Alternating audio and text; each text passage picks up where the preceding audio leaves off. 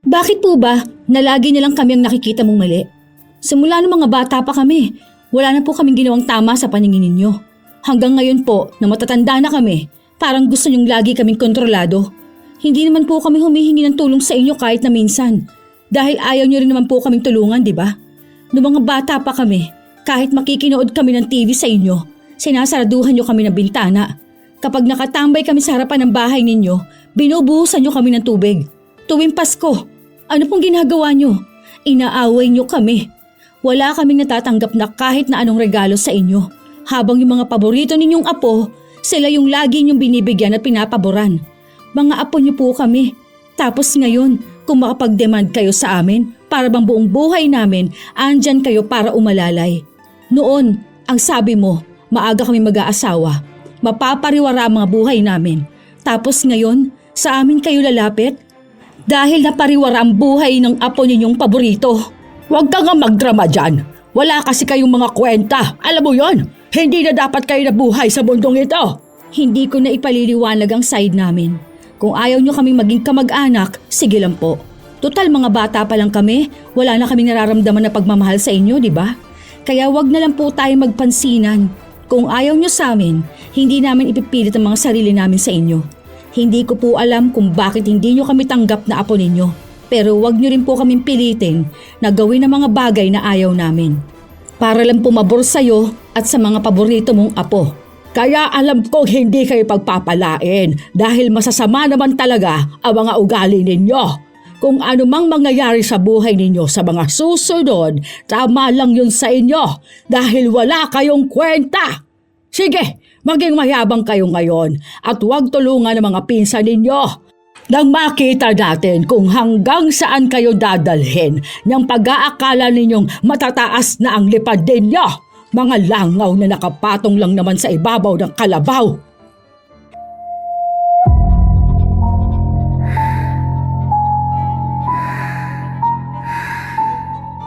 Sa dilim ng gabi, makinig ka na. Mga istorya ni Lola, telang magsisimula na.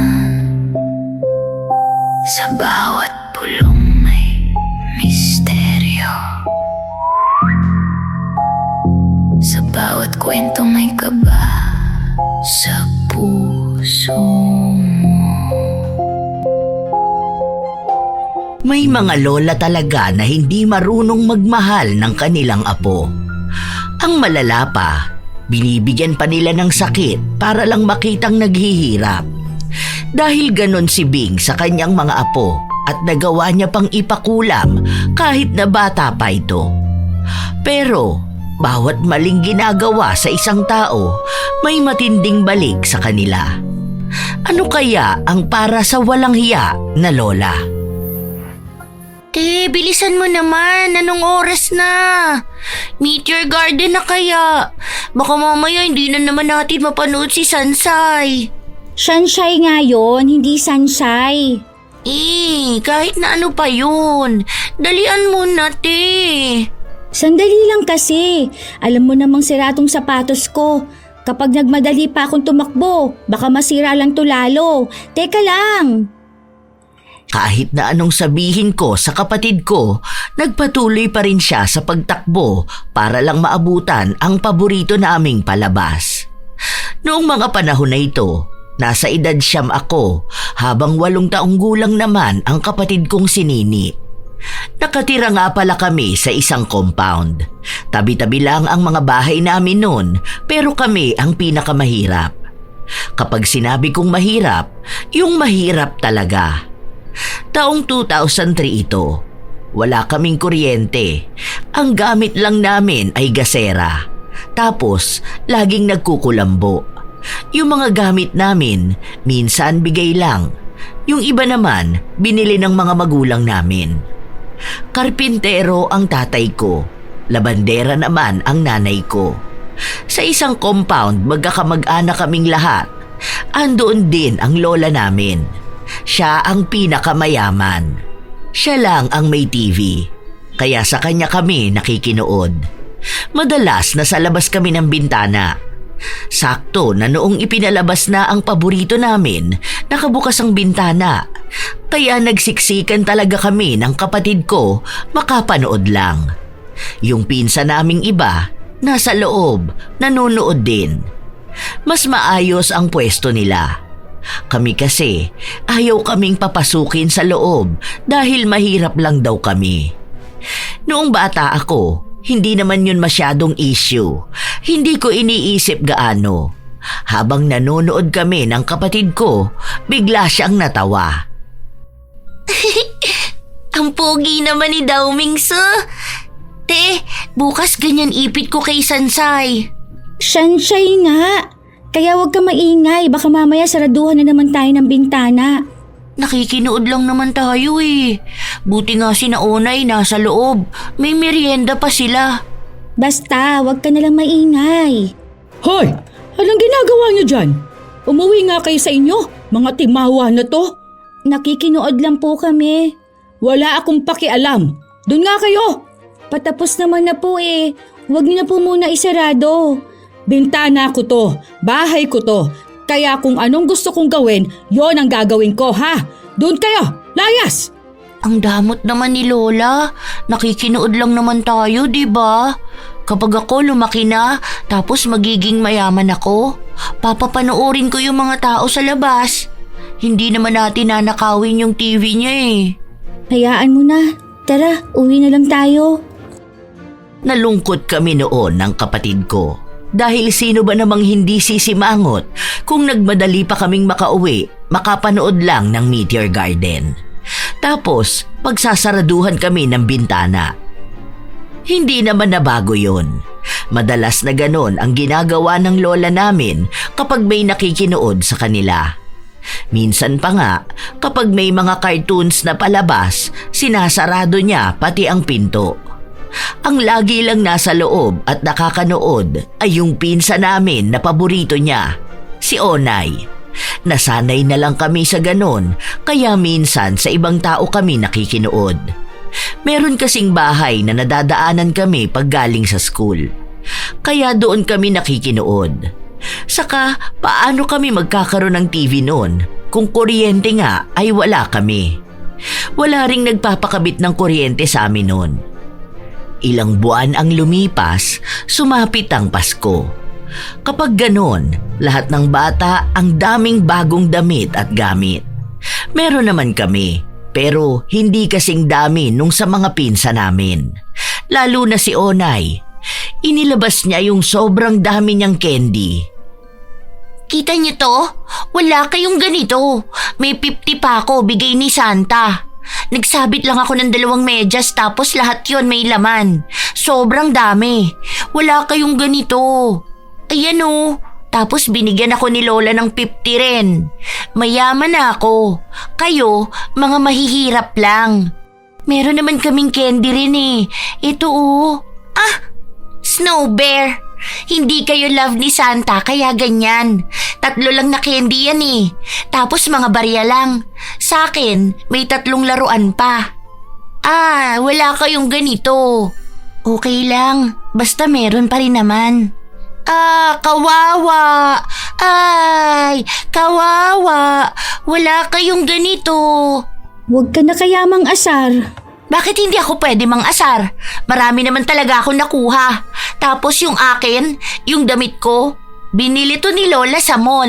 Nagpunta kami doon. Sumakay kami sa sa elevator. Kumatok pa nga ako doon eh. Kayo, sa palengke lang binili yung damit nyo. Wala kasi kayong pambili. Hindi pa kayo nakakapunta ng mall.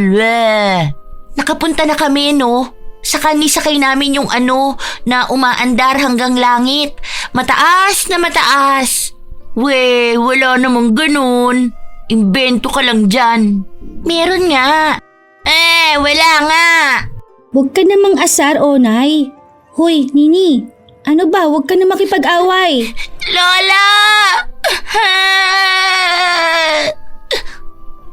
Tinulak ng kapatid ko si Onay kaya napaupo ito.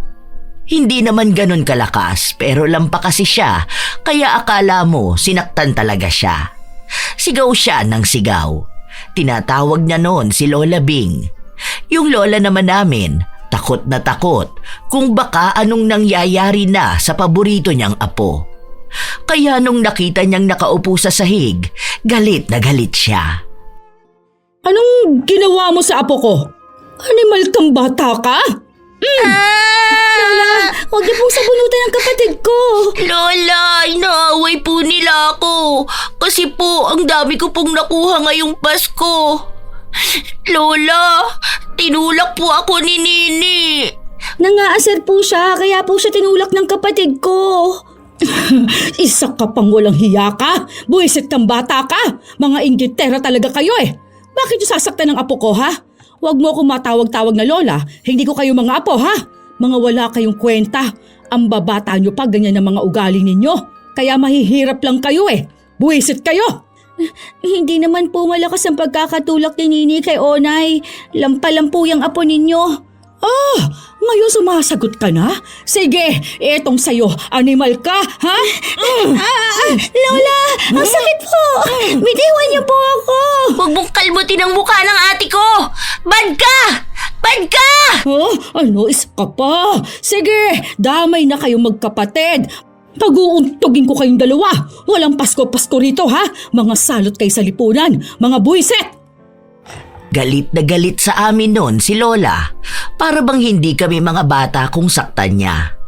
Ewan ko kung bakit maggalit siya sa amin. Dahil anak niya naman yung nanay namin. Nagkagulo pa nung Pasko na yon. Hindi ko makakalimutan kung paano sila mag-away-away.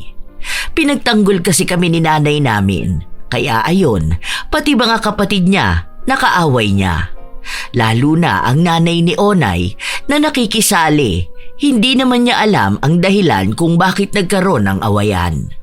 Kaya tuwing Pasko, lagi kaming nasa loob ng bahay. Hanggang sa ilang Pasko ang lumipas ni hindi namin binabati ang mga kamag-anak namin, lalo na ang lola namin. Pero may mga taong nagsasabi na dapat ay hindi kami ganon dahil mga apo lang kami at pamilya kami. Iisang dugo. Pero yon ang lagi kong naiisip, Lola Telang. Bakit kami lang ang sinasabihan ng ganon? Ni hindi naman alam ng mga tao kung ano ang pinagdaanan namin. Ilang taon ang lumipas, nung nasa edad 15 na kami, lagi kong naririnig noon na mag-aasawa kami ng maaga. Malandi raw kami base sa lola ko. Pero ang nangyari, ang nabuntis ay ang paborito niyang apo. 15 anyos pa lang noon si Onay. Sumama sa nobyo niyang magbubote at adik. Pero binawi siya ng lola namin kasama ang anak niya. Ilang taon pa ulit ang lumipas, nasa kolehiyo na ako at malapit nang magtapos. Ate, pwede na ba tong ulam mo? Ay, hindi na ako magbabaon. Sa'yo na yan. Kainin mo na. May ulam pa ba sina mama at papa? Oo, meron pa naman ate. Itinabi ko naman na yung para sa kanila. Anong kakainin mo mamaya? Di ba may trabaho ka pa? Birthday nung manager namin. Sabi niya magdadala siya ng handa. Okay na ako. Iyon na lang yan. Ay, oo nga pala ate. Ako rin mag-a-apply na ng trabaho. Hindi na. Ano ka ba? Ako nang sagot dyan sa pag-aaral mo. 1 taon na lang, graduate na ako. Kaya umayos ka dyan, ha? Sinasabi ko sa'yo, mahirap mag-aral. Tapos sasabayan pa ng trabaho. Mag-focus ka sa pag-aaral mo. Magpapascholar ka naman. Kung ikaw nga nakaya mo eh. Nahihirapan nga ako kaya nga ayokong mahirapan ka. Sige na, aalis na ako. Ay, ano to? Dumi ba to ng aso? Parang tumain na naman yung anak ni Onay dyan. Talagang sa sapatos mo pa. Hindi dinidisiplina ng nanay eh. Paano? Puro landi. Mamaya pagsasabihan ko yan. 20 anyos na noon si Onay pero 3 na ang anak niya mula sa iba't ibang lalaki. Pero lahat ng iyon pasanin ng lola namin. Dahil nga siya ang paborito ni hindi siya nakapagtapos ng sekundarya. Hindi na rin siya nagtuloy mag-aral, wala rin siyang trabaho. May bago siyang kinakasama ngayon pero mukhang adik din. Minsan pa nga, narinig ko yung lola ko at si Onay na pinag-uusapan ako. Pinagkakalat pa nila na nag-a-addict daw ako. Nagpalaglag din daw ako ng bata para matawag lang na dalaga. Bakit kailangan niyo pa po akong siraan sa mga tao? Anong sinisiraan? Hindi kita sinisiraan sa kahit na sino, ha? Narinig ko po kayo. Sinasabi niyong nagda-drugs ako. Hindi pa po ba sapat sa inyo na hindi niyo kami tinuturing na pamilya? Aba, talaga namang hindi ko kayo kapamilya. Kaya ganyan ang nangyari sa apo mo eh. Hindi mo hinayaang mabuhay ng tama. Lampa kasi. Kaya lagi kang nakaalalay. Kung titingnan kaming dalawa niya ni Onay, malalaman na agad ng ibang tao kung sinong nagdadrag sa aming dalawa. Kayong anak, iba-ibang tatay. Ngayon buntis na naman, hindi na nga maalagaan yung mga anak. Ay, ang kapal na mukha mong sabihin dyan, ah. Bakit? May napatunayan ka na ba sa buhay mo? Marami na po. Ako po yung nagpakabit ng kuryente namin. Ako pong nagpapaaral sa sarili ko at sa kapatid ko. May trabaho ako, nag-aaral ako, mas matino naman po ako kaysa sa pinagmamayabang mong apo. Isa pa, nalampasan ko yung sinasabi ninyong mag-aasawa ako ng maaga. Ngayon, sa apo ninyong paborito na punta ang lahat. Ay, wala ka pa rin kwenta, ha? Mahirap lang kayo. Hanggang dyan ka lang. Yan lang mismo yung buhay na meron kayo. Hindi na kayo makakaangat kahit na kailan. Kaya huwag kang umasta dyan na para bang antayog ng mapupuntahan mo. Hindi ko na po ipagyayabang yon. Pero sa mga pinagdaanan namin sa buhay, ipapakita ko sa inyong lahat na hindi lang kami hanggang dito. Kaya gigil na gigil akong magtagumpay sa buhay dahil sa kanya. Dahil ayaw kong makitang mas nangibabaw ang pangmamaliit niya sa akin at sa pamilya ko. Sapat na yung ilang taon na mahirap kami. Hindi pa naman kami mayaman, pero malayo naman na kami sa kung ano kami noon. Kung noong mga bata kami, sinasaraduhan kami ng bintana kapag nakikinood, ngayon may sarili na kaming gamit. Sila na nga ang madalas na nakikisuyo sa amin, pero parang kami ang may malaking utang na loob sa kanila. Minsan pa, nakita kong dudumi na naman ang anak ni Onay sa tapat ng bahay namin.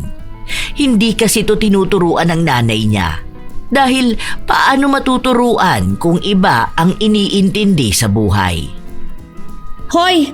Doon ka sa tapat ng bahay ng nanay mo tumae ha? May banyo naman sana kayo. Hoy! Bakit mo kinakausap ng ganyan ang anak ko? Ang kapal ng mukha mo! Mas makapal ang mukha mo. Anak-anak ka, hindi mo tinuturuan ng tamang asal. Ang tapang mo naman pala. Kung ihilamos ko kaya sa'yo ang tae. Baka gusto mong ipakain ko pa sa'yo. Ang tapang mo naman. Isusumbong kita kay Lola. Wala ka namang ibang alam gawin kahit nung mga bata pa tayo kundi ang magsumbong sa lola mo, di ba? Kakampihan ka talaga nun. Kaya nga ganyan nangyari sa buhay mo eh. Hindi nga siya mapakali nun, kaya tinawag niya si Lola. Yung matanda naman, akala mo aping-api na naman ang apo niya. Parang bata na ipinagtatanggol niya. Kung ayaw ninyo ng marumi, sana bumukod kayo ng bahay. Talaga ba? So okay sa'yo yung tataihan ng bata ang mga sapatos ninyo? Sa halip na itama mo, kinakampihan mo pa yung mali. Ano ba naman yan? Ang bastos mo makipag-usap sa akin, ha? Sino ka ba sa inaakala mo? Hindi po ako bastos. Bakit kasi hindi nyo hayaan niyang si Onay na disiplinahin yung anak niya? Ilan na ang anak niyan, ginagawa niyo pa rin baby niyo. Hindi nyo kasi hayaang matuto. Huwag mo kung pagsasalitaan ng ganyan. Sinasabi ko sa'yo baka mabaliw ka sa sobrang talino mo. Animal ka. Oh, hindi nyo ako pwedeng saktan. Dahil wala kayong ambag na kahit na ano sa buhay ko. Kami ni Onay yung nag-uusap. Tapos lalapit kayo para kayo yung humarap sa akin. Dahil mayabang kang animal ka. Mayabang na po ba ang pagsabihan si Onay na turuan ng anak niyang gumamit ng banyo? Ilang taon na yan. Nakakahiya yan kung malalaman ng ibang tao. Kaso, paano naman pala mahihiya kung yung nanay walang hiya? Mas walang hiya ka! Lola, hindi po kayong kinakausap ko. Si Onay po. Ilaapi mo na lang palagi ang apo ko. Ang nayabang ninyong pamilya. Wala naman kayong napatunayan. Sige lang, tingnan natin kung hanggang saan aabot yung ganyang kayabangan ninyo. Mga buwisit kayo, ha?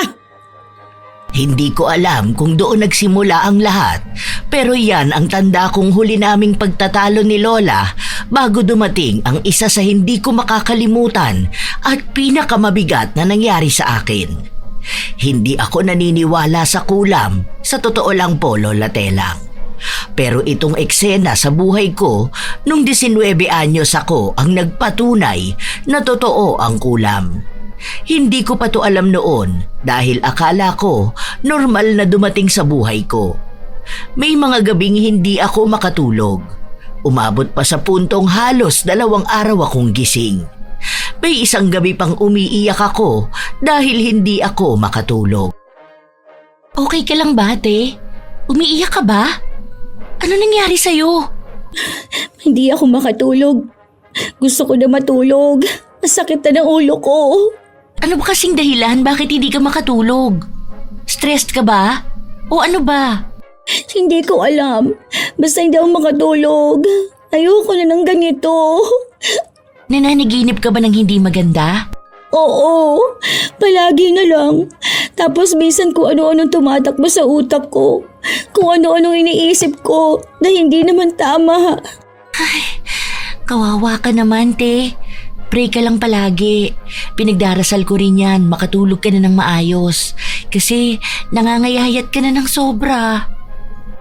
Sobrang lala na nung 3 araw akong gising. Kapag pinipilit kong matulog, yun talagang nakapikit ako pero gising ang diwa ko.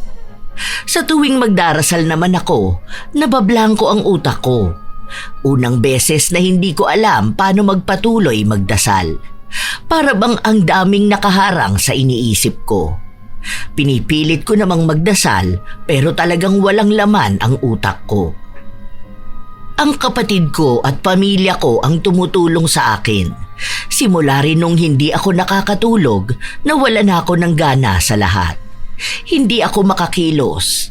Hindi ako makakain. Bumagsak din ako sa pagsusulit namin, kaya yung dapat 1 taon na lang, umulit pa ako. Nagsabay pa kami ng kapatid ko. Wala na nga dapat akong plano magpatuloy mag-aral, pero ginawa ko pa rin dahil sa kagustuhan nila. Nawalan ako ng direksyon sa buhay. Wala na akong pangarap. Hindi ko alam kung anong dahilan bakit nasa mundo pa ako. Yon ang lagi kong iniisip. Minsan pa, mag-isa lang ako sa bahay. Nakatulala ako sa bintana nung dumaan ang lola ko. O ayan, hindi ka na lumalabas ng bahay nyo. Malamang, nag-a-addict ka na. Ay tignan mo, nangangayayat ka na. Ang yabang mo kasi. Ayan tuloy, nakarma kayo. Pwede po bang wag ngayon? Ay sumasagot ka pa. Alam mo bang masamang sumasagot sa mas nakatatanda sa'yo, ha? Wala rin naman kasing patutunguhan yung buhay mo. Kaya kung ako sa'yo, magpatiwakal ka na lang kaya. Hindi ka naman nakakatulong sa pamilya mo. Nagiging pasanin ka pa nga nila. Ano yung tinatakip mo sa tenga mo? Ha? Ay nako.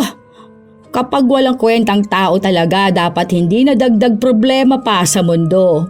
Tama na po. Anong tama na? Sinasabi ko lang kung gaano ka kawalang pakinabang sa pamilya mo. Wala ka namang mararating sa buhay. Isipin mo yun, 19 years old ka na pero ganyan pang buhay mo. Eh yung iba mong kaedaran may maayos ng buhay ngayon. Ikaw andyan sa bahay niyo, pasani ng pamilya.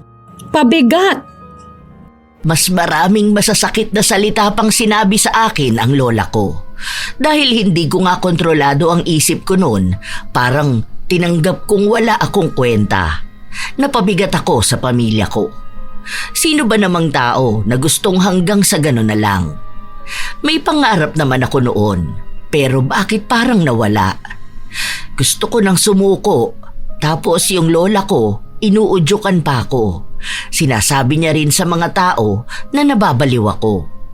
Pero may pinanghahawakan pa ako noon, ang Diyos at ang suporta ng pamilya ko.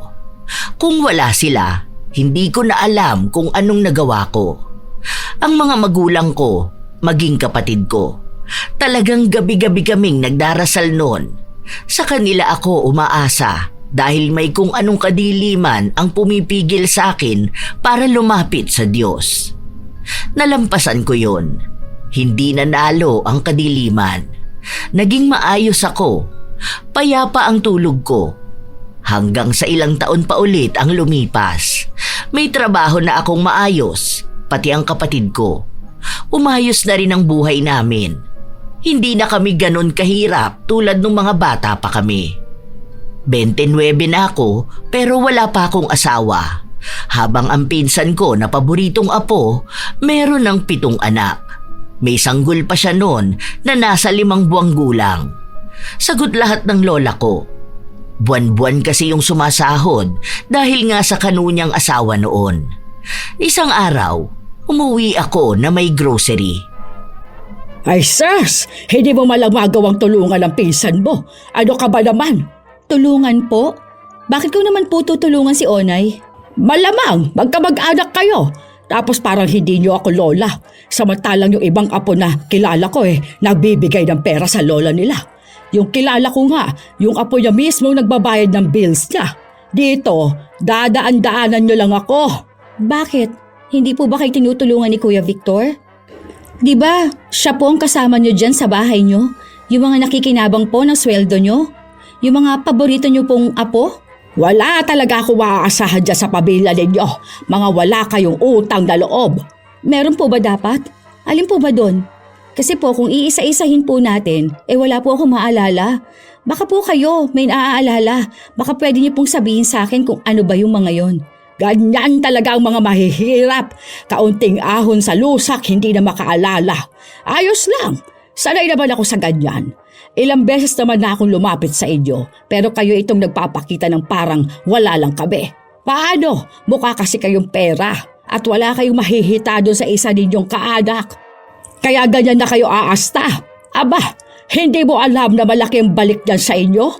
Kapag masama ang ugali, mabilis yan lapitan ng karma. Huwag na po tayo maglokohan dito, Lola. Hindi mo po kami tinuring na apo mo. Kahit na minsan po, hindi po namin naramdamang mahal ninyo kami. Kaya sana naman po, huwag ninyong ipamukha sa akin na para bang lahat ng meron kami ngayon, hindi namin magagawa nung wala kayo.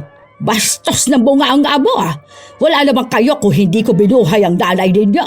Excuse me po, paraan po ako. At wala po akong balak makipagbilangan ng naitulong sa inyo. Hindi ko na siya pinansin nung mga panahon na yon dahil lagi naman niya akong kinokonsensya. Na mas may kakayahan daw ako, bakit hindi ko tulungan si Onay? Hindi na kasi nakapag-aral ang mga anak niya. Tapos may sakit pa ang bunso.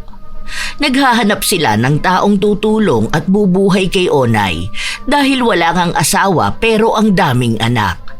Sa akin nila gustong ipapasan ang responsibilidad dahil kamag-anak naman daw.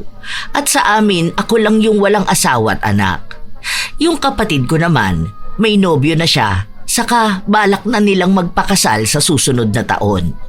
May bahay na rin sila. Bibihira na lang silang magpunta sa bahay. Pero nung araw na yon, sa bahay matutulog si Nini. Yang lola mo doon, nagtatanong sa akin kung anong sustento pwede kong ibigay kay Onay. Bakit? Tatay ka ba ng mga anak nun? Ayun na nga sabi ko. Tsaka, para namang kasalanan ko pa ngayon kung bakit ang dami nung anak. Kung hindi naman sana niya kinonsinti nun. Saka ang dami niyang pera, di ba? Saan naman napupunta yun? Sa bisyo ni Onay. Hindi na nga yun tumigil magdroga. Nakita ko nga yun nung nakaraan kausap si Kuya Bong. Alam na yun, bibili na naman. Nag-chat nga sa akin yun nang hihiram ng pera dahil hinihika yung anak niya. Tapos lumang picture yung pinapadala sa akin. Kailangan daw ng anak niya. Baka kamo kailangan niya para sa bisyo niya. Alam mo si Lola, hindi na yun nagbago, no? Nung mga bata tayo, sinasaktan niya tayo. Naaalala ko nun, binato niya sa akin yung timba tapos pinalo niya ako ng tabo sa ulo dahil akala niya ako yung kumuha ng pagkain ni Onay. Ang lalaki yan ang pinagdaanan natin sa kanya. Buti nga nakatiis pa tayo eh. Hindi na ba talaga kayo aalis dito, ate? Ibenta nyo na ang bahay. Ang toxic na, hindi na kaya pagtiisan yan. May bagong generation na ng mga toxic. Nagpaplano na ako. Hindi ko palang sinasabi kina mama. Huwag ka maingay ha. Kasi ayaw umalis ni mama dito eh. Kasi parang mamimiss niya ang bahay. Pero kapag pwede nang lumipat ng bahay, tsaka ko sasabihin sa kanya. Kumuha ako dyan sa village. Nice one! Dami ng pera ng ate ko ah. Samantalang dati walang pambili ng tsinelas. Tapos sinira ni Ona yung bigay na sandals ni Santa. Tapos ikaw pa pinagalitan ni Lola. Naalala ko na naman yun. Hello Kitty yun eh. Paborito niyo kasi yun, kaso ayaw kong ibigay. Sinira niya tapos siya pa yung umiyak. Pasko rin yun no? Tapos sinampal ako ni Lola. Wala tayong magandang Pasko kasama siya no? Wala ka mong magandang alaala na maaalala sa kanya. Yung mga mahal niyang apo lang ang makakaalala sa kanya. Pero ngayon, hindi na rin naman siya maalala. Paano? Kung di naging adik, nakulong naman dahil magnanakaw. Yung tayo pang hindi niya mahal ang naging matagumpay kahit paano. Nasobrahan kasi sila sa pagmamahal. Basta ako, hindi ko yan sila iimbitahan sa kasal ko. Bahala sila sa buhay nila. Oo nga pala. Sabi ni Ate Tini, mag-ambag daw tayo para sa birthday ni Lola. Hinihingan ako ng 25K. 25K? Para saan? Ang laki naman yan. Catering daw sabi niya, nasa 250K raw magagastos doon. Sabi pa nga niya, buti 25K lang kukunin sa akin. Huwag mo sabihin na pumayag ka. Hindi no. Ano yun, sahod ko ng pang isang buwan? Kako sila na lang, hindi naman tayo pupunta doon. Ayun, hinaway ako. Wala raw akong kwentang apo. Napakasama nga raw ng ugali ko. Tapos kung ano-ano pa. Kapag talaga hindi ka nila makontrol, ang sasabihin lang nila masama ang ugali mo. Kailangan maging sunod-sunuran ka sa kanila para maging mabuti kang tao. Kung ganun lang din naman sa kanila, aba, kahit wag na talaga ako maging mabuti sa paningin nila. Hayaan mo na sila. Bakit ba tayo magpapaka-stress sa kanila, di ba? Kinukulit ako ng pinsan ko na magbigay ng malaking pera para daw sa handa ni Lola. Pero hindi ako nagbigay kahit na magkano. Kaya ang lola ko na ang mismong lumapit sa akin para sa usapin ng pera. Hindi talaga kayo mag-aambag. Anong klaseng tao kayo? Marami po kaming pinagkakagastosan la. Magbibigay po ako ng 2K. 2K? Ano gagawin ko yan? Baka ipalulok ko pa sa'yo yan. Ay sige po, hindi na lang po ako magbibigay. Happy birthday na lang po. Para maliit na halaga ng pera pag dadabutan yung lola nyo. Bala talaga ang ugali ninyo magkapatid, ano? Buti na aatim ninyong maging masamang tao. Iba naman po yung masamang tao sa tumanggi lang sa hindi makatarungang ambagan. Hindi ba yun makatarungan? Para sa birthday ng lola ninyo. Akala ko po bang sabi ninyo hindi nyo kami apo? Bakit kapag ambagan po nagiging kamag-anak ninyo kami bigla? Mapagbataas ka kasing tao. Kaya hindi ako magtataka kung isang araw bigla kang ibaba ng Diyos. Ewan ko po, pero hindi naman po magmamataas ang tawag dito. Mag-aambag po ako base sa kakayahan ko. Hindi ko po isasagad ang pagbibigay ng pera dahil hindi naman po kami mayaman. May pangangailangan po kami sa buhay, tsaka may pinag-iipunan po ako. Kaya hindi ka pa nakakapag-asawa dahil sinong papatol sa ganyang pag-uugali? Hindi po ako nag-aasawa dahil walang may gusto sa akin. Ayoko pa po. Ay sus! Kunwari pa, wala ka kasing kwenta. Wala naman po pala akong kwenta. Bakit po lapit kayo ng lapit sa akin kapag kailangan ninyo? Akala ko po ba noon sabi ninyo hindi ako makakaahon sa hirap, na hanggang doon lang ang buhay namin. Tapos hindi ako makakahanap ng maayos na trabaho dahil bobo ako. Bakit po ngayon? Sa akin kayo lapit ng lapit. Di ba po mas nakakahiya na yung kinukutya ninyo noon, nilalapitan ninyo kapag kailangan ninyo o ng apo ninyo ng tulong? Ang unfair nyo nga po sa aming magkapatid. Sa lahat ng apo ninyo, kami yung tinakwil ninyo. Kami yung sinasaktan nyo noon, tapos mabait pa rin kami sa'yo. Tapos ngayon, parang kami pang may kasalanan kung bakit ganyan nangyari sa mga paborito ninyong apo. Hay leche! Ang dami mong sinasabi! Ang sabihin mo, yumabang na kamo kayo. Hindi na kayo malapitan agad dahil feeling ninyo ang taas nyo na. Hindi po, dahil may hangganan lang po ang lahat. Ay sis! May nalalaman ka pang ganyan. Wala lang talaga kayo utang na loob. Mana-mana talaga kayo. Sana hindi ko na lang inanak yung nanay ninyo para wala kayo rito sa mundo. Ayoko magkaroon ng mga apo at anak na gaya ninyo. Mga walang kwenta. Kita nyo na po, noong bata pa kami ganyan na kayo makipag-usap at magsalita sa amin. Tapos hanggang ngayon po ba? Malahimik ka rin! Naiinis lang ako lalo sa'yo. Animal kayo. Makakarma din kayong buong pamilya. Mga wala kayong kwenta. Galit na galit talaga noon si Lola. Isinumpa-sumpa niya pa kami noon dahil nga sa ayaw ko lang magbigay ng pera na hinihingi niya sa akin. Tapos, nalaman kong hindi naman pala siya maghahanda. Kailangan lang ng apo niya ng bagong cellphone. Sumama ang loob ko noon, Pero sino ba naman ako para sa kanya? Nakikita niya lang naman ako kapag kailangan niya, kapag may benepisyo siyang nakukuha. Pero alam ko na kahit anong tulong ang ibigay ko sa kanila, wala lang din.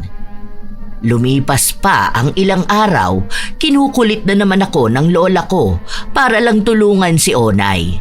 Dahil ang 4 niyang anak mag-aaral daw. Gusto nila na sa akin ipasagot. Wala ka ba talagang puso? Hindi mo alam kung anong pagtulong sa pamilya. Buti pa yung inaanak mo, balita ko'y binilhan mo ng gamit sa eskwela. Ayan, hindi mo naman yun kadugo. Pero bakit ang bait mo sa kanya? Samantalang yung tunay mong pamangkin, pinapabayaan mo lang. Iba naman po kasi yun, Lola. Yung sa inaanak ko, bigay ko lang po bilang tulong ko. Yung hinihingi niyo naman po sa akin, sobra naman po eh. Gusto niyo pong akong magpaaral dun sa 4 na anak ni Onay. Tapos ang gusto niyo, yung sa private pa, para naturuan at matutukan. Ano bang akala niyo sa akin? Dahil ikaw yung walang naitulong sa pamilyang ito. Wala po akong dapat patunayan sa kahit na kanino sa inyo. Yung pagtulong ko po, gusto kong ibigay at gawin yon ng kusa. Hindi po yung pipilitin ninyo ko. Dahil kayo po, kahit na minsan, hindi ko naman po kayo pinilit noon, di ba? Noong mga panahong naghihirap kami ng kapatid ko na mag-aral, ako po yung nagtatrabaho para lang makapagtapos kami. Kahit minsan po, hindi po kayo nagbigay sa amin kahit na ang laki po ng sahod ninyo. Eh, iba naman kasi yun. Dahil may mga magulang kayo, silang dapat nabubuhay sa inyo. Oh, may magulang din naman po yung anak ni Onay. Andyan siya. May bago siyang asawa, di ba? Andyan naman kayo. Kung sana po hindi niyo siya kinonsinte na maging mahina, hindi sana ibang taong nilalapitan at pinipilit ninyong magpaaral sa 4 niyang anak. Kaya pasensya na po kayo, hindi ko po kayo tutulungan. Kung gano'n lumayas na kayo sa bahay na ito, ibebenta ko ito para ibigay sa mga apo ko. Sa pagkakatanda po namin, amin po itong bahay na to. Binayaran po ito ni na mama sa inyo. Ipinangutang pa po nila para mabayaran kayo nung panahong ginigipit ninyo sila.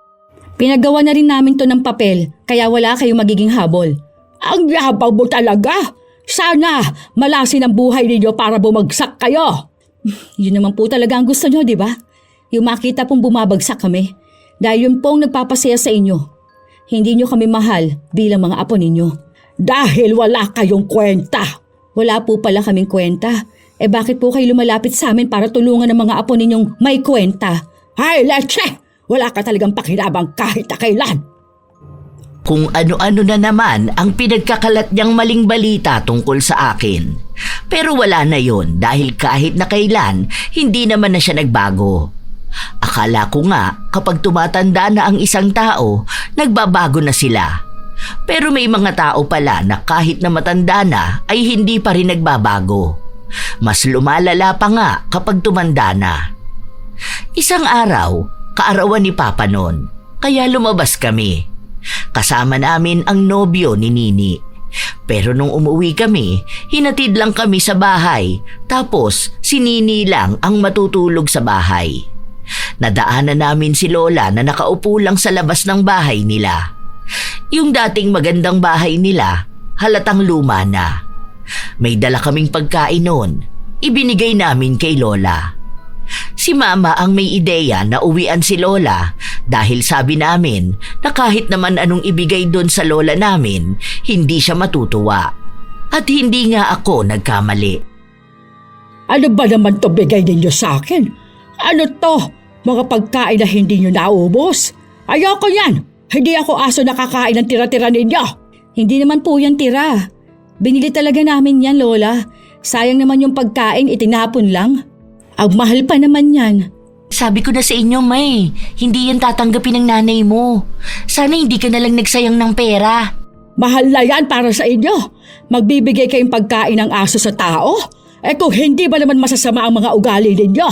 Hindi nga po yan pagkain ng aso. Sa bagay, hindi naman po kayo makikinig sa amin kahit na anong sabihin namin eh. Tara na nga, umuwi na lang tayo. Total, hindi nyo naman maipapaliwanag ang mga sarili nyo dyan sa matanda na yan. Bastos ka! Wala kang respeto sa nakatatanda sa'yo. Napakayabang mong babae ka! Lagi naman pong pangit ang ugali namin. Naging pangit na lang lalo dahil tinutuon na namin. Tara na nga! Nauna na maglakad ang kapatid ko at sumunod kami. Ang lola naman namin, bumubulong-bulong siya pero puro pagalit. Parang halos sinusumpa na niya kami. Kinabukasan, maaga akong nagising dahil may kumakatok sa pinto. Nung buksan ko, yung pinsan kong paborito ng lola ang bumungad sa akin. Bakit? Anong kailangan mo? Hindi ba kayo magbibigay ng sustento kay Lola? Anong sustento? Matanda na yung tao, walang pambili ng gamot niya tapos hindi man lang kayo magbibigay. Ano ba naman pag-uugali yan? May sahod at benefits na nakukuha si Lola, di ba? Oh, nasaan na yun? Bakit mo hinahanapan? Ano akala mo sa napupunta ang pera ni Lola? Malamang tinutulong niya sa amin. Eh di dapat yun ang gamitin niyang pambili ng gamot niya. Kaya nga siya may benefits para dun. Huwag mong hanapin yun. Nagtatanong ako kasi kung makapunta ka naman dito at makapag-demand, para naman kailangan kang sundin. Ganyan na ba talaga kasama ang ugali mo? Hindi ka marunong lumingon? Ang taas ng tingin mo sa sarili mo ah. Alam mo, kung kailangan ninyo ng pera at kami ang bubuligligin ninyo, tigilan nyo na. Ano ba? Bitiwan mo ako! Ang sakit na sa bunot mo sa akin! Aray! Ano ba? Oh, Nay! Hindi kita bibitawan. Ako, inis na ako sa kayabangan mo. Sariling lola mo, ganyan kayo makipag-usap. Ang bait nung tao. Aray ko! Bitawan mo ako! Ikaw ang nanguna, di ba? Ngayon lang kita papatulan. Wala akong pakialam kahit na sino pang magalit. Aray Wala ko! kang karapatan na Bitawan mo saktan ako. Ganon ha? Nagpang-abot talaga kami ng pinsan ko. Kapag hinihila niya ang buhok ko, mas hinihila ko ang kanya. Talagang sinisigurado kong aabot hanggang anit niya ang sakit. Ewan ko kung maraming nalagas na buhok sa kanya. Pero naririnig ko na sa bawat sabunot ko sa kanya, umaangat talaga ang anit niya.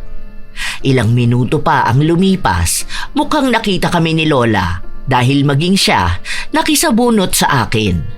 Maya-maya pa, dumating naman ang kapatid ko. Si Onay naman din ang sinabunutan niya. Hinila niya rin ang buhok ni Lola nung sinabunutan siya. Akala ko hindi na matitigil ang awayan na yon. Pero yung isa sa tiyuhin ko ang umawat sa amin. Pumagit na siya. Walang iya kayo magkapatid? Pinagtulungan ninyong apo ko! Anong pinagtutulungan? Kayo nga yung pinagtutulungan ng ate ko. Imbis na umawat ka, sinabunutan mo rin siya. Paanong hindi aawayin niyang si Lala? Napakasama ng ugali niyan. Minamaliit niya ako. Hindi kita minamaliit ha. Ikaw ang nagpunta sa bahay para magtanong dyan tungkol sa pera na hinihingi mo. Nagsabi lang ako na may benefits naman si Lola. Kita nyo na! Ha? Masama talaga ang ugali ninyo magkapatid. Concern lang sa akin ang apo ko dahil kayong dalawa lang yung walang pakialam sa akin. Hindi nyo na nga ako gustong tulungan. Sinasagot nyo pa ako ng ganyan. Pangangatuwiran lang po, Tola. Huwag mo ko malola-lola. O di sige, Bing. Nini, Bakit siya naman na nagsabi ah. Nakita mo na ang kabastosan mong ganyan. bakit po ba lagi nilang kami ang nakikita niyong mali? Simula nung mga bata pa kami, wala na po kaming ginawang tama sa paningin ninyo. Hanggang ngayon po na matatanda na kami, parang gusto ninyong lagi kaming kontrolado. Hindi naman po kami humihingi ng tulong sa inyo kahit na minsan. Dahil ayaw niyo rin naman po kaming tulungan, di ba? Nung mga bata pa kami, kahit makikinood kami ng TV sa inyo, sinasaraduhan ninyo kami ng bintana. Kapag nakatambay kami sa harapan ng bahay ninyo, binubuhusan ninyo kami ng tubig. Tuwing Pasko, ano pong ginagawa nyo? Inaaway nyo kami. Wala kaming natatanggap na kahit na anong regalo sa inyo. Habang yung mga paborito ninyong apo, sila yung lagi ninyong binibigyan at pinapaboran. Mga apo nyo po kami. Tapos ngayon kung makapag-demand kayo sa amin, para bang buong buhay namin andyan kayo para umalalay. Noon, ang sabi mo, maaga kami mag-aasawa. Mapapariwara ang buhay namin. Tapos ngayon, sa amin kay lalapit dahil ang napariwara ang buhay ay yung apo ninyong paborito. Huwag ka na nga magdrama dyan. Wala kasi kayo mga kwenta, alam mo yon. Hindi na dapat kayo nabuhay sa mundong ito. Hindi ko nipapaliwanag ang side namin. Kung ayaw ninyo kaming maging kamag-anak, sige lang po. Total mga bata pa lang kami, wala na kaming naramdaman na pagmamahal sa inyo, di ba? Kaya wag na lang po tayo magpansinan. Kung ayaw ninyo sa amin, hindi namin ipipilit ang sarili namin sa inyo. Hindi ko po alam kung bakit hindi nyo kami tanggap na apo nyo. Pero huwag nyo na rin kami pilitin na gawin yung mga bagay na ayaw namin. Para lang pumabor sa'yo at sa mga paborito mong apo. Kaya alam kong hindi kayo pagpapalain dahil masasama naman talaga mga ugali ninyo. Kung anumang mangyayari sa buhay ninyo sa mga susunod, tama lang yun sa inyo dahil wala kayong kwenta. Sige, maging mayabang kayo ngayon at huwag tulungan ng mga pinsan ninyo nang makita natin kung hanggang saan kayo dadalhin yung pag-aakala ninyong matataas na ang mga lipad ninyo. Mga langaw lang naman na nakapatong sa ibabaw ng kalabaw. Lagi na lang kami yung langaw. Kung nasa naman kami ngayon, kami lang din naman yung naghirap para maabot to. Kahit walang suporta nyo. Isa pa yun, wala na nga pong suporta. Lagi nyo pa kaming hinihila pababa. Gusto nyo yung nakikita kaming mas mababa sa mga apo mo. Huwag ninyo akong paandara ng mga ganyan. Alam naman naming hindi kami pakikinggan, pero nakakasama talaga ng loob. Hinayaan na lang namin si Lola dahil wala naman na kaming magagawa kung ang tingin niya sa amin ay masama. Hanggang sa isang araw, nakita ko siyang sumisilip sa bahay namin. Nung tinanong ko siya, nagulat pa siyang nasa likod niya lang ako. Ano bang ginagawa mo dyan? Galing po akong tindahan. Kayo po, anong ginagawa niyo dyan? Wala lang. Bakit may masababa kung titignan ko yung bahay ninyo? Tsaka bakit nakakalabas ka pa? Ay di ba dapat nasa loob ka lang ng bahay ninyo? Hindi na po ba ako pwedeng lumabas? Pwede naman. Pero dapat andoon ka lang sa loob. Dahil ayaw mo makakita ng mga tao. Po? Wala. Agad lang din siyang umalis noon. Nung mga panahon na yon, hindi ko alam kung anong ibig niyang sabihin. Bakit nga naman biglang ayaw kong makakita ng tao? Samantalang lagi naman akong lumalabas ng bahay. Halos ilang linggo matapos nung usapan na yon, may kakaiba akong pakiramdam. Naramdaman ko na yun noon, 10 taon na ang nakalilipas. Umiiyak ako kahit na walang dahilan. Talagang gising ako ng halos 3 araw. Ang bilis bumagsak ng katawan ko. Minsan, naaabutan ako ng mga magulang ko na nakatulala lang. Minsan pa nga, umuwi ang kapatid ko at nagulat siya sa itsura ko. Ate, okay ka lang ba talaga? Ilang linggo pa lang tayong hindi nagkikita, ganyan ka na. Lumalabas ka pa ba? Umalis na ako sa work ko. Ha? Bakit? Akala ko ba maganda dun? Dun ba yung problema mo? Hindi ko alam. Basta wala akong gana sa lahat ng bagay. Tamad na ako. Baka naman nababurnout ka lang. Hindi ko nga alam. Hindi ko alam tawag dito. Gusto mo bang magbakasyon muna tayo? Tara, sagot ko naman eh. Ayoko. Dito lang ako sa bahay. Kaya pala sabi ni Mama, hindi ka lumalabas ng kwarto. Hindi ka na rin daw kumakain. Parang yung dati lang kaso mas malala. Ewan ko. Kahit ang makipag-usap noon, ayaw ko. Hindi naman ako ganun noon. Basta ang alam ko lang, may kung anong gumugulo sa utak ko. Sobrang gulo. Nawala na naman ako ng gana sa lahat. Ayoko nang mangarap dahil pakiramdam ko wala nang kwenta ang buhay ko. Ganon kagrabe ang pakiramdam, Lola Telang. Dagdag pa na bigla na lang kaming binubuliglig ni Lola. Hindi dahil sa may kailangan siya, kundi para lalong sirain ang isip ko. Pati si Onay, ganon ang ginagawa. Kaya lalong ayaw kong lumabas. Pero sila mismo ang nag-uusap sa labas. Malakas na sapat para marinig ko. Katulad nung isang araw, ako lang ang mag-isa noon sa bahay. Alam mo, kapag wala ng purpose sa buhay, dapat tinatapos na yan. Totoo, Lola. Minsan kasi, yung mga taong mayayabang, sila pa yung parang nababaliw talaga. Anong parang? Nababaliw na talaga. Yung mga feeling matatalino yan eh. May kilala nga akong ganyan. Oo nga, iba pa naman kapag karma na ang tumatama sa kanila. Kahit na walang pangalan, alam kong ako yung pinariringgan nila. Dahil kahit na hindi nila sabihin, sinasadya talaga nilang lagi akong nakakarinig ng ganong salita. Aaminin ko, ang laking epekto nun sa akin. Dagdag pa na ang daming bumubulong sa utak ko. May mga pagkakataon pang gusto ko na talagang sumuko, pero hindi ko ginagawa dahil sinusuportahan ako ng pamilya ko. Yung kapatid ko umuwi sa bahay. Doon daw muna siya titira dahil kailangan ko raw siya. Kung hindi ko raw siya iniwan noon, mas hindi niya ako iiwanan ngayon. Hindi mo to kinain, te. Ako pa naman nagluto niyan. Wala nga akong gana kumain. Hindi pwede yan, ate. Sobrang payat mo na, oh. Ayoko nga sinabi, bakit bang kulit mo? Hindi ka ba nakakaintindi? Nagagalit ka ba? Paano hindi kasi maiinis sa'yo, hindi mo maintindihan kung ano yung sinasabi sa'yo? Pinapakain lang naman kita dahil hindi ka nga kumain kagabi. Sa ayaw ko nga. Huwag mo nga akong pakialaman. Umalis ka na lang kasi dito sa bahay. Simula nung umuwi ka, lahat na lang ng gusto mo kailangan masunod. Kapag sinabi kong ayoko, ayoko nga. Lagi na lang kaming nag-aaway ng kapatid ko dahil ayaw ko nang pinipilit ako kapag hindi ko gustong gawin ang isang bagay. Pero kahit na lagi ko siyang inaaway, hindi niya ako pinabayaan. Lagi niya akong ipinagdarasal. Habang ako, blanko na naman ang utak ko. Kapag nagdarasal ako, ang daming boses na humaharang sa utak ko. Talagang pinipigilan akong makalapit sa Diyos. Alam kong may mali na doon. Isang beses pa, linggo noon, isinama ako ng mga magulang ko sa simbahan. Kahit na anong gawin ko, talagang wala akong maintindihan. Naiiyak na ako noon dahil iniisip ko na baka nga pinarurusahan na ako. Na baka naging masamang tao ako. Na baka dahil ayaw kong tulungan ng pinsan at lola ko, nakakarma na ako. Sinabi ko yun sa kapatid ko pero ang sabi niya sa akin, hindi naman ganun yun.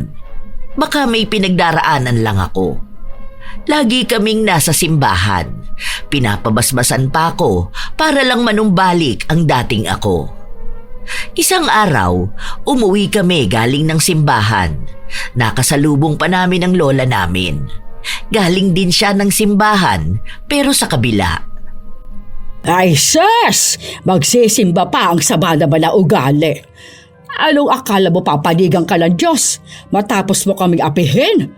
O ayan, may sakit ka na ata kaya hindi ka na nakakalabas ng bahay niyo. Nangangayayat ka na rin. Ang pangit mo na. Nakikita mo na nga na may sakit yung tao. Anong pakialam ko na ba sa animal na yan? Kagagaling ko lang sa simbahan, sinusubok na agad ako. Ay ano ka pa? Tingin mo ba pakikinggan ka rin kung maitim naman yung budhi mo at masama ang laman ng puso mo? Nakakapasok ako ng simbahan, ibig sabihin, mabuting tao ako. Si Judas nga nakasama pa sa huling hapunan eh. Hoy, animal ka! Anong akala mo sa akin si Judas? Wala ako sinabi na ganyan. Sus! Dapat dalawa na lang kayo ng ate mo ang ganyan. Hayaan mo sa susunod. Dalawa na kayo. Maghintay ka lang. Wala talagang magandang bagay kapag ikaw ang nagsasalita. Wala kang dulot. Pinagtitingin na tayo ng mga tao. Nakakahiya na. Tara na, umuwi na tayo. Nakakahiya talaga ah! Nakakahiya ang mga ugali nyo. Buti na lang kahit paano nakakaramdam ka pa ng hiya. Kahihiyan ka naman kasi talaga. Kayong buong pamilya. Papatulan na sana ng kapatid ko ang lola namin pero pinigilan ko siya. Gusto ko na talagang umuwi. Hindi ko alam kung marami bang taong nakatingin sa amin pero pakiramdam ko ang daming mga mata. Parang lahat pa sila kinukutya kami na para bang napakasama talaga naming tao. Ilang linggo pa ang lumipas, naging mas malala. Hindi na ako nakakatulog. Kapag naman nakakatulog ako, ang daming masasamang panaginip. Nawawala na nga ako sa katinoan ko. Umaabot pa sa punto na nakakakita ko ng kung ano-ano. Hindi ko alam paano nagsimula, basta bigla na lang sinabi ng kapatid ko na baka naman daw kinukulam ako. Naniniwala ako sa ganon, pero hindi ko naman naiisip na mararanasan ko yun mismo. At sino naman ang gagawa? Hindi kami lumapit noon sa albularyo. Ang ginawa ng kapatid ko, inaya niya akong mamanata. Yun bang lagi kaming magdarasal buong pamilya sa loob ng 1 linggo sa kaparehas na oras. Noong nasa ika-4 na araw na kami, tuwing sasapit ang oras ng panata, lagi kaming ginugulo ni Lola. Malalaman niya yun kasi patay ang ilaw sa buong bahay noon. Sunod-sunod siyang kakatok at tatawag ng kung sino sa amin, pero kapag ganon, ang sabi sa akin, wag na lang papansinin. Sila ang nagdarasal para sa akin dahil nga blanko na ang utak ko noon. Inaalis ang anumang demonyo na nakakapit sa akin. Mukhang pinipigilan ng lola ko na lagi kaming magdasal. Hanggang sa dumating ang isang araw na bigla akong nagising. Ang gaang ng lahat. Ang gaan ng buhay at ng pakiramdam ko. Naging malinaw na ulit ang utak ko. Kilala ko na ulit ang sarili ko. Wala nang mga bulong na humaharang kapag nagdarasal ako. Kaya ko na ulit kausapin ang Diyos. Kaya malaking pasalamat ko sa pamilya ko na hindi nila ako iniwan para makaya ko ito. Nung isang buwan ang lumipas at may trabaho na ulit ako, balik na naman ang lola ko sa pangungulit sa akin. Ano? Nakauwi ka na pala. Buti naman, hindi ka ba magbibigay ng pera sa pinsan mo? Kailangan niya dahil na ospital siya. Kasi simula ko lang po sa bago kong trabaho. Hindi po ako makakatulong. Wala pa akong sasahurin. Sinungaling ka! Imposible naman na wala kang pera. Meron po akong pera pero ipon ko po yun. Hindi ko po pwedeng basta yun galawin. Tsaka malaki pong gastos ko nung nawalan ako ng trabaho at nagkasakit ako. Nakita mo na, hindi ka na sana gumaling para hindi ka na nakaahon sa hirap. Kaya kung ano-anong nangyayari sa'yo dahil hindi ka marunong tumulong sa mga taong nangangailangan. Buwisit ka talaga. Sana bumalik yon tapos wag ka nang gumaling. Tinalikuran ko lang ang lola ko habang nagsasalita siya. Alam kong kabastusan yon, pero pagod na ako. Isa pa, ayaw ko naman na araw-araw na lang na magkikita kami, sinusumbatan niya ako ng kung ano-ano, kahit na wala naman siyang naitulong sa akin. Isang araw, may kaibigan ako na nagpasama sa akin na magpunta sa albularyo dahil nabati raw siya ng engkanto sa ilog na niliguan nila. Nung sinamahan ko siya, nagulat ako sa sinabi ng albularyo, kaya nung nagkita kami ng kapatid ko, agad kong sinabi sa kanya. Sinong albularyo ba? Hindi ko naman kilala yon. Pero doon kasi yun papasok sa San Galedo. Bandang dulo pa. Kasi wala na masakyan doon Dapat doon may sarili or may service kayo. Yun talaga ang sinabi sa'yo? Na may kumulam sa'yo? Oo, sinamahan ko lang naman si Jane. Tapos bigla niya raw nakita sa akin na ganun. Ang galing nga First time ko lang din kaya magpunta sa albularyo. Tapos ganun pa. Hindi nga lang daw yan yung unang beses. Parang bata-bata pa raw ako nung unang pinakulam ako. Tapos yung ngayon daw. Pero mas malala lang daw tong ngayon. Kasi parang gusto na raw ako mamatay. Natakot nga ako Tapos naikwento ko sa kanya yung ginawa natin para gumaling ako. Ayun nga ang sabi niya na mabuti na lang daw may pamilya akong nakakaintindi sa akin at sama-sama raw nating nilabanan yung kulam sa pamamagitan ng paglapit sa Diyos. Hala, kinikilabutan naman ako ate. Naaalala ko noon, 19 ka lang ata noon, di ba? Yung ganyan din nangyari sa'yo. Tapos ngayon ulit. Nalaman mo ba kung sinong gumawa sa'yo noon? Natatakot ako. Paano kapag inulit yun? Hindi niya sinabi sa akin kung sino raw. Pero kung uulitin daw, malabo na yun matuloy o tumalab dahil may gabay na raw ako. Tapos parang yun na rin yung magiging shield ng family natin. Nag-advise pa sa akin lumayo na raw ako kung saan man ako ngayon dahil pwede raw nasa paligid ko lang yung gumawa sa akin nun. Si Lola yan no? Nung sinabi nga yun, siya una kong naisip Pero ayoko naman mambintang. Pero siya lang naman yung may kakayahan at may motibo na gawin yun. Kaya siguro ganyan nakalala yung karma niya, no? Hayaan na lang natin. Babalik naman sa isang tao ang mali niyang ginawa Kung lumapit siya sa kadiliman, malamang niyan kadiliman din ang lalapit sa kanya kapag gusto na siyang singilin. Grabe naman yun. Ang sama naman ng ugali niya. Wala naman tayong ginagawa na masama sa kanya, di ba ate? Pinapasa Diyos ko na nga lang yung galit ko. Ipinagdasal at nag-surrender na ako. Ayokong gumante. Bahala na ang Diyos ang gumawa nun para sa akin. Hindi na ako humiling pa ng masama para sa kanila. Pero aalis na siguro kami dito. Kulang pa kasi ng 120k yung pera ko para makuha ko na yung bahay. Ihiram kita kay Mark. Huy, wag na. Hindi pa nga kayo mag-asawa, hihiram ka na ng pera sa kanya. Tsaka wag na, nakakahiya naman. Subukan lang natin. Nakatapos na kasi yun ang malaki niyang project. Million commission niya dun. Saka babayaran mo naman siya eh. Para makaalis na kayo rito. Tama na nga yung katoksikan dito para makapag-asawa ka na rin. Paano ka kasi mag-aasawa? Hindi mo madadala dito. Ang daming mga matang nakaabang sa'yo. Sure ka bang hindi nakakaya sa boyfriend mo? Hindi yan. Kakausapin ko siya. Tapos kausapin mo rin para alam niya kung kailan ka maghuhulog. Sige nga, salamat. Talagang atat na akong umalis kami noon. Mabait ang magiging asawa ng kapatid ko. Dahil nung nalaman niyang ibibili ko ng bahay para sa mga magulang namin, ibinigay na lang niya ang pera na hinihiram ko. Sabi ko, babayaran ko naman siya kapag naibenta na ang bahay, pero hindi na niya pinabayad. Nung nakaalis na kami, ang problema naman namin ay ang pagkuha ng bahay. Kahit na may titulo kami, ayaw ng lola ko alisan. Siya mismo ang tumira doon dahil yung bahay niya, ibinigay niya sa paborito niyang apo.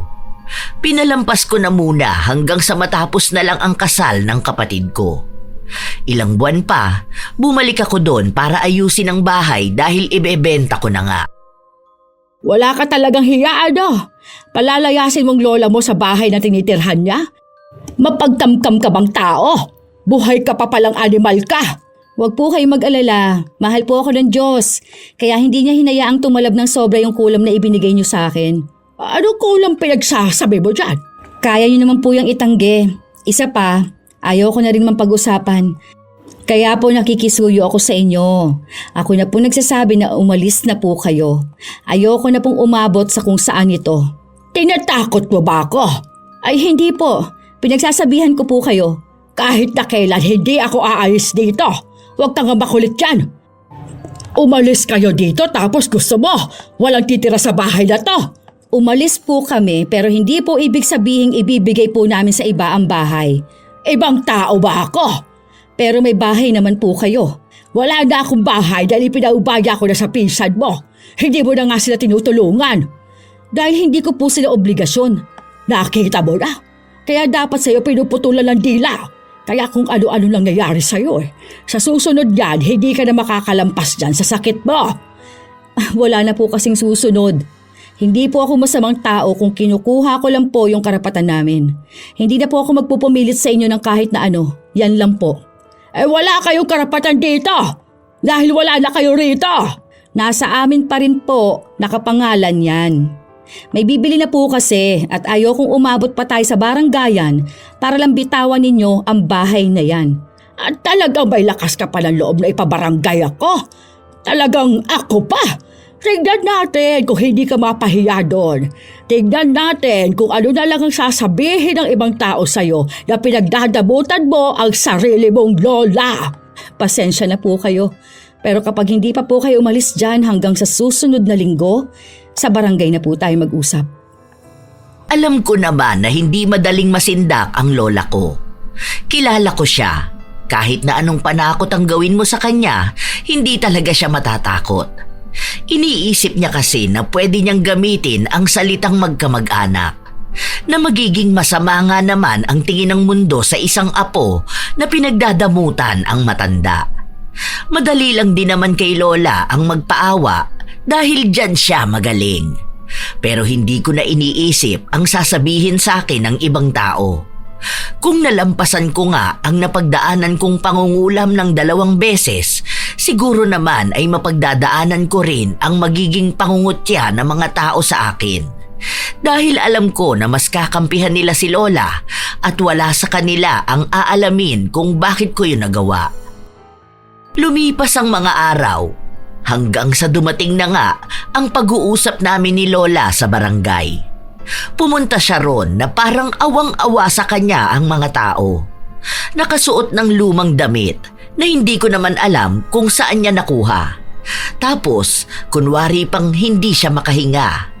Kasama niya rin si Onay na mukha ring kawawa. Hindi ko inasahan na magsusuot siya ng lumang damit na hindi naman niya sinusuot noon. Hindi ka ba talaga naaawa kay lola? Wag na apo, hayaan mo na siya. Ganyan naman na siya noon pa. Alam niyo po, hindi ko alam kung matatawa ako sa ginagawa niyo dahil pinagmumukha ninyong kawawa ang sarili ninyo. Hindi ko ginagawang kawawang sarili ko. Alam mo namang apo ko na mahirap at walang bahay ang lola mo. Matanda na ako, mahina na ako. Kaya sana naman nagkaroon ka ng kahit na kaunting awa lang sa akin. Kaso hindi. Gusto mo pa akong palayasin at tumira na lang sa lansangan. Ikaw nga dapat ang nakakaintindi sa akin dahil mas may pera ka, mayaman ka. Kaya nga, sana man lang naawa ka na sa matanda. Siya na nga ang nag-alaga sa'yo noon. Siya na yung nagsasakripisyo sa'yo noon tapos ganyan ka pa. Wala ka man lang utang na loob. Ayos yung script nyo ha. Halatang napaghandaan nitong araw na to ha. Ewan ko ba sa inyo? Bakit ba ganyan kayo? Seryoso na ba talaga yan? Hindi ka naaawa. Wala ka na bang puso? Hindi po ako naaawa. Hindi dahil wala akong puso, kundi dahil hindi naman totoo yung pinapakita ninyo sa akin ngayon. Hindi ko po isusuko ang bahay namin dahil nasa bentahan na kami. May kukuha na ng bahay na yon, kaya gusto kong malinis na bago nila makuha. Wala ka ba talagang awa? Wala po. Sabihin nyo na rin po na wala akong kaluluwa. Ikaw na babae ka! Buwisit ka! Aray! Alam ko yung ginagawa mo. Sinabunutan mo ako para kumuha ng buhok. Kayong walang awa. Ipapakulam nyo na naman ako. Anong sinasabi mo? Apo kong mahal ko, ha? Bakit ka naman namin ipakukulam? Hindi naman kami masamang tao gaya mo. Pwede ba tumigil na kayo sa kalokohan nyo? Hindi talaga bagay sa inyo yung ganyan. Ayoko na ng kung anong usapan. Basta alam na rito sa barangay na kailangan ninyong umalis doon. Wala nang kahit na sinong makakapigil ng desisyon ko. Nakiusap pa ang lola ko. May paiyak-iyak pa siya noon, habang ako naman kinukonsensya ng mga nakakarinig at nakakakita ng pagtatalo naming dalawa. Nang hihingi siya ng palugit na 1 buwan pa. Pumayag na lang ako dahil sinabi niya na aalis na talaga siya. 3 linggo na ang nakalipas at 1 linggo na lang ay aalis na sila. Pumunta ulit ako para kausapin siya. Buhay ka pa rin? Bakit? Ano po bang pinagawa ninyo at inaasahan nyong yon ang tatapos sa akin? Ano na naman bang ginagawa mo rito? Ipapaalala ko lang yung pag-alis ninyo. Kapag hindi kayo umalis, sapilitan na kayong paaalisin dyan. Alam nyo yan, dahil pumayag kayo. Ay sus! Kung aabot ka pa hanggang next week. Mahaba pa po ang buhay ko. Sabi nyo nga po masamang damo ako, di ba? Ay hindi mo yan masasabi. Sure na po ako. Hindi na po tatalab sa akin yung pangungulam ninyo. Baka po sa iba yan bumalik. Tsaka po, sana tigilan nyo na yung ginagawa ninyong ganyan. Kasi sa totoo lang po masama yan. Lagi nyo binabanggit ang Diyos, pero sa kadiliman naman po kayo lumalapit. Huwag pong ganun, Lola. Hindi ko alam yung pinagsasabi mo na yan. Ikaw ang mapupunta yan sa impyerno. Ayoko na lang po magbitaw ng ibang salita dahil baka ako pa yung magmukhang masama. Basta po, sinabi ko na sa inyo ang kailangan ninyong gawin. Paalala ko po yun. Sana naman po sundin ninyo na lang po yun. Yun lang po. Alis na ako. Alam na alam ko na yon kung bakit buo ang kumpiyansa ng lola ko na baka hindi na umabot ang buhay ko hanggang sa susunod na linggo. Dahil malamang niyan ay gumagawa na naman siya ng paraan para maipakulam ako. Kaya ipinagdasal ko na lang na huwag kaming matalo ng demonyo dahil kahit na kailan hindi mananalo ang kadiliman.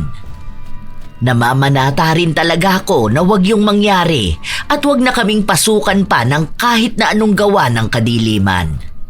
Hanggang sa 3 araw bago ang pagpapaalis ko kay Lola, may nabalita na parating na bagyo at ang tama nun ay sa lugar namin. Hindi pa kami masyadong natakot noon dahil hindi naman talaga naaapektuhan ang lugar namin kapag may malakas na bagyo. Pero nung tumama ang bagyo sa lupa, talagang sobrang lakas.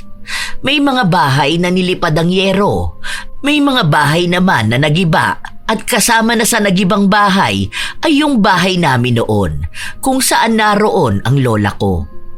Nagtaka nga ako dahil hindi naman yun nasisira agad. Tumama na ang pinakamalakas na lindol sa amin noon, hindi naman nagiba. Pero ngayon, biglang nawala ng pundasyon. Nung nakita namin ang bahay, talagang walang nakatayong bato kahit na isa. Giba yun hanggang sa pinakababa. Tapos ang lola ko, ang sabi niya, takot na takot daw siya noon dahil muntikan na siyang mamatay. Pero natamaan siya ng isang bato sa mukha, naapektuhan ang isa niyang mata na mukhang mabubulag na siya. Sinamahan ko pa nga si mama para puntahan ang lola ko dahil nga naaawa rin ang mama ko sa nanay niya. Pero hindi man lang nagbago ang lola ko. Napakasama talaga ng ugali niya. Buhay pa ako, kaya hindi niyo makukuha ang bahay na yan. Ano ba yung pag-aalala ninyo sa akin? Ha? Kaya hindi niyo ako binibigyan ng pera. Kung nag-aalala kayo sa akin, bigyan niyo ako ng 100,000. Kung wala, wag na kayo mag-alala. Anong gagawin ko sa pag-aalala niyo na sana ligtas ako? Ano po ba naman yung pag-uugali nyo? Hindi man lang kayo magpasalamat na inalala pa kayo ng mama ko. Sino ba namang matutuwa kung ang inuwi niya lang sa akin ay yung prutas? Kakainin ko lang yan. Paano naman ang mga apo ko? Wala kasi kayong mga kwenta. Kaya hindi ninyo alam kung anong pangangailangan namin. Hindi kayo nag-aalala. Mga papansin lang kayo para walang masabi ang ibang tao na hindi nyo pinapansin ang lola ninyong kawawa. Hindi po namin iniisip ang sasabihin ng iba. Siguro po kaya ang bilis mag-iba ng bahay para mapaalis kayo ng tuluyan. Ayan, buti nilang po, ganun ang nangyari. Mas madali at mas okay na itong maibenta para at least wala nang ibang taong nakikituloy kahit na hindi naman sana sa kanya ang bahay. Yung bahay pa ang mas inalala mo kaysa sa akin. Ganyan pa pagiging mabuting apo. Hindi ko naman po sinabi na mabuti akong apo Wala po akong inaangkin na ugali. Ang sinasabi ko lang, nakakarma na kayo. Karma? Baka pinakulam mo ko. Bakit ko naman po gagawin yun? Kayo nga pong gumagawa nun Kung may karma man po na babalik sa inyo, kasalanan nyo na po yun, hindi po sa akin.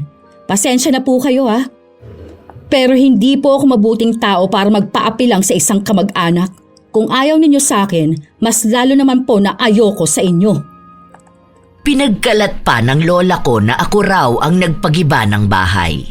Tinawanan ko na lang siya dahil wala naman na akong panahon para makipagtalo pa sa kanya. Hanggang sa naibenta ko na nga ang parte ng lupa, wala na silang nagawa dahil mag-asawang pulis ang binentahan ko. Bahala na sila kung yun ang aawayin nila. May hawak na titulo ang pinagbentahan ko, kaya alam kong ilalaban nila kung ano ang karapatan nila. Simula nun, hindi na kami gaanong nagkakaroon ng komunikasyon ng lola ko dahil hindi niya alam kung saan kami nakatira.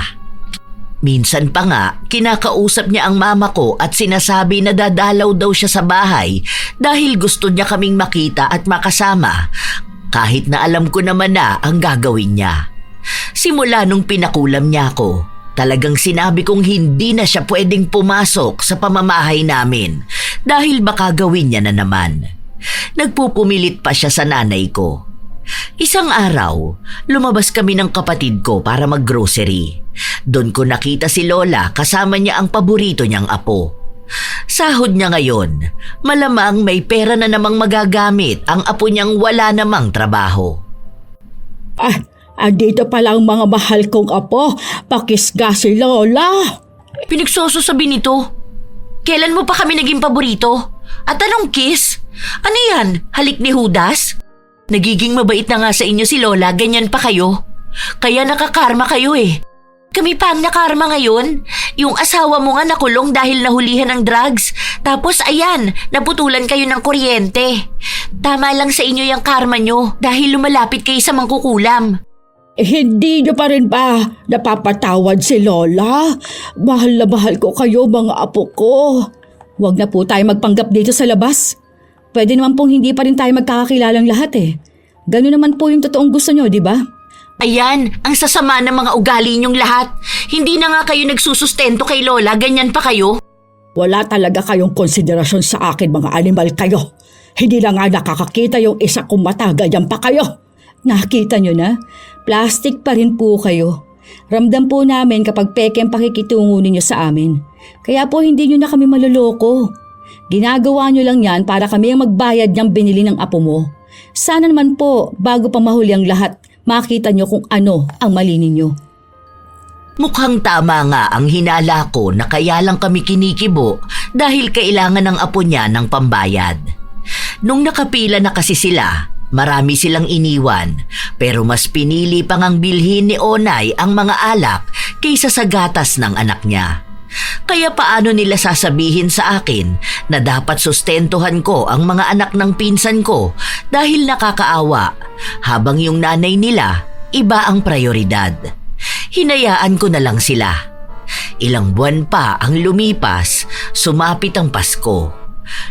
Yun ang unang Pasko na malayo kami kina Lola. Hindi ko alam kung anong nangyayari sa kanila. Pero malamang niyan, ibinuhos na naman niya lahat ng pera at pagmamahal niya doon sa mga apo niya. Nag-chat ba sa'yo si Onay? Nakablock ako dun. Nag-chat nga sa akin. Blinak din ako doon tapos in-unblock niya ako ngayon kasi may kailangan siya. Bakit? Ano bang sabi niya? Kailangan daw ni Lola ng 50K ngayong Pasko. Bigyan daw natin. Palibhasa, hindi niya nagawang paghirapan ng pera, kaya akala niya ganun lang yun kadaling makuha nun. Yun nga ang sabi ko sa kanya. Bakit sa atin hihingi ng ganun kalaki eh? Di ba nga may benefits na nakukuha si Lola? Lahat yun silang nakikinabang kahit mga bata pa lang tayo. Tapos ngayon kung makahingi naman sila, akala mo talagang tayo yung nakinabang. Hindi ko talaga makakalimutan ng bata pa tayo. Talagang wala tayong pera noon, tapos wala tayong bagong damit, wala tayong pagkain, wala tayong kahit na ano. Wala ring bigay si Santa. Tapos sila, pinagyayabang nila mga nakuha at bigay sa kanila ni Lola.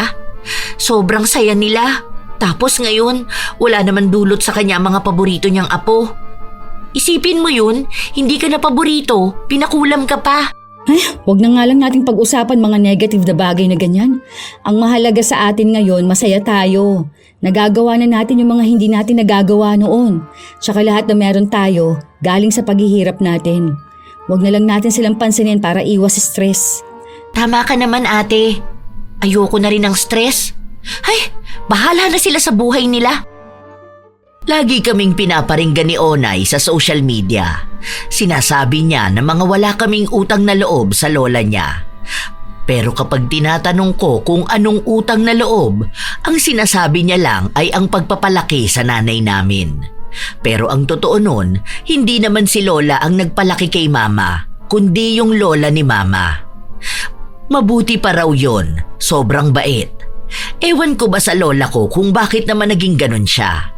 Siya lang talaga ang nag-iisang tao na nakilala kong may ganong pag-uugali. Paano? Kahit yung masamang taong nakilala ko, pagdating naman sa pamilya nila, mabait naman sila. Yung matatanda sa labas na masusungit, kapag kasama nila mga apo nila, malamang hindi naman nila ipakukulam. Isang araw, tumawag sa akin ang kapatid ko at sinabing nasa ospital daw si Lola nang hihingi raw ng pera sa kanya si Onay. Itanong mo sa ang ospital. Tayo kamang pupunta doon at magbabayad kung yun ang problema. Pero kung wala sa ospital na yon at hindi natin siya nakita doon, ibig sabihin lang yan nang huhut-hut lang yan ng pera. Baka wala na namang panggasto sa luho at bisyo niya. Yun na nga ang tinatanong ko. Ito pang nakakatawa ha. Naririnig ko pang binubulungan siya ni Lola na ganito ang sabihin. Ah, bahala ka ako sila. Kung wala silang ipapakita na ospital, walang perang ibibigay sa kanila. Tayo pa rin ang binubuliglig. Palibasa kasi niyan, yung pera ni Lola ninakaw ng apo niya tapos nabalitaan ko, binububog daw nun si Lola. Tapos sinasabihan na matandang walang silbi sa mundo. Sinong apo? Yung una niyang apo dun sa paborito niya. Panganay ni Onay? Oo, sobrang tigas daw ng ulo, as in. Kanino mo naman niya nabalitaan? Sa kapitbahay natin, yung pulis. Nag-chat yun sa akin nung nakaraan eh. Tapos kinukwento niya nangyayari doon. Lagi raw nilang naririnig na binubugbog si Lola. Kaso kapag sinisita nila, aba, sila naman daw ang inaaway ni Lola na nakikialam sa kanila. Ayun, hinayaan na lang sila. Ang gulo din ng utak ni Lola eh. Sa atin, galit siya na hindi naman natin siya inaano. Tapos yung apo niya nga raw na yun, hinahampas siya sa ulo lalo na kapag hindi siya nagbibigay ng pera pambisyo. Minsan pa raw umuwi yun tapos wala silang pagkain dahil kinuha ng nanay niya yung pera. Kung hindi ba naman sutil, ayun, hinampas sa ulo ng kaldero si Lola. Putok daw yung sa kilay pero hindi naman itinakbo sa ospital dahil nga wala silang pera. Ang lala naman nun. Ay, yun na mismo ang karma ni Lola sa totoo lang. Late man dumating pero pang matagalan na niyang iindahin. Bahala na sila. Dapat hindi na nila tayo binubuliglig. Kaya siguro nang hihingi ng pera yon dahil kailangan ng apo niya o mismong si Onay. Ang gulo ng buhay nila. Ginusto nila yun eh. Kaya simula nun, kahit na anong gawin ni Lola, hindi talaga namin siya tinutulungan. Masama na ang tingin sa amin, pero siguro naman tama lang na umiwas kami sa isang taong hindi naman nakita ang halaga namin kahit noon pa man. Ni hindi nga kami nakakarinig ng paghingi ng tawad mula kay Lola. Lagi ko na ring nababalitaan na nambubugbog nga yung apo ni Lola. Nakulong din yon dahil nagnakaw pero dahil bata pa, naabsuelto. Ewan ko na lang doon sa iba niyang apo na mukhang yung isang batang babae, buntis na rin. Naaawa ako doon sa mga bata dahil sa ganong pamumuhay sila lumaki. Tapos ang kasama pa nila ay ang lola nilang kukonsintihin sila. Basta sa ngayon, ang gusto ko lang ay malayo sa kanila na wala na sanang komunikasyon dahil baka sa susunod kapag nagalit na naman si Lola ay ipakulam na naman ako. Pero balita ko ngayon, bulag na talaga siya dahil sinaksak ng apo niya ang isa niyang mata. Bahala na lang siguro sila sa buhay nila. Basta ako, tama na yung minsan kaming naapi at minsang pinakulam ng sariling kadugo. Minsan, may mga lola talaga na hindi makatarungan. May nagiging paborito sila at pinapaboran habang may mga apo silang kinakawawa at hindi minamahal. Para bang sa kanilang mga mata, may mga apo na laging tama at may mga apo namang kahit anong gawin ay mali pa rin. Dahil sa ganitong pagtrato, may mga batang lumalaki na may sama ng loob at sugat sa puso na dala nila hanggang sa pagtanda. Ang mas masakit pa, imbis na maging sandalan at gabay ng pamilya, nagiging dahilan pa sila ng inggit, galit at pagkakawatak-watak. Ang mga bata na hindi nabibigyan ng pantay na pagmamahal ay napipilitang matuto na maging matibay mag-isa. Habang ang mga sobrang kinukonsinti naman ay minsang lumalaki na walang disiplina at hindi natututo sa kanilang mga pagkakamali. Hindi dapat ganito ang papel ng isang lola. Ang isang lola ay inaasahang maging mapag-aruga, patas at mapagpatawad sa lahat ng kanyang apo. Hindi mahalaga kung sino ang mas may kaya o kung sino ang mas malapit sa kanya. Ang mahalaga ay ang pagbibigay ng parehong pagtingin, respeto at pagmamahal sa bawat isa. Kaya para sa mga lola at nakatatanda, sana tandaan na ang pagiging matanda ay hindi lang tungkol sa edad. Ito ay tungkol din sa pagiging halimbawa. Dahil ang tunay na kayamanan ng isang pamilya ay hindi nasusukat sa pera, kundi sa pagmamahal na pantay na naibibigay sa bawat membro nito. Maging isang mabuting tao at huwag maging walang iya na lola. Kayo ba mga apo? Naranasan nyo na rin ba ang naranasan ng magkapatid nung mga bata pa sila? Mismong lola nila ang tila ba nagpapakita sa kanila na hindi sila kamahal-mahal. At tama lang din kaya ang naging desisyon ng magkapatid na lumayo at huwag nang tulungan ang kanilang lola. Maaari ninyong ibahagi sa amin ang inyong opinyon para sa bagong kwento. Naway nakapaghatid ito ng magandang aral para sa lahat. Ito ang inyong Lola Telang at maraming salamat sa palagi ninyong pakikinig mga apo. Lola Telang, kulang barang sumpa at karma. Sa dulo ng lahat may paalala na ang masama may balik talaga. May babaeng mapanira ang ugali, laging may inggit sa kapwa, laging ngiti sa harap pero may tinatago. Paninira pala ang kanyang gusto.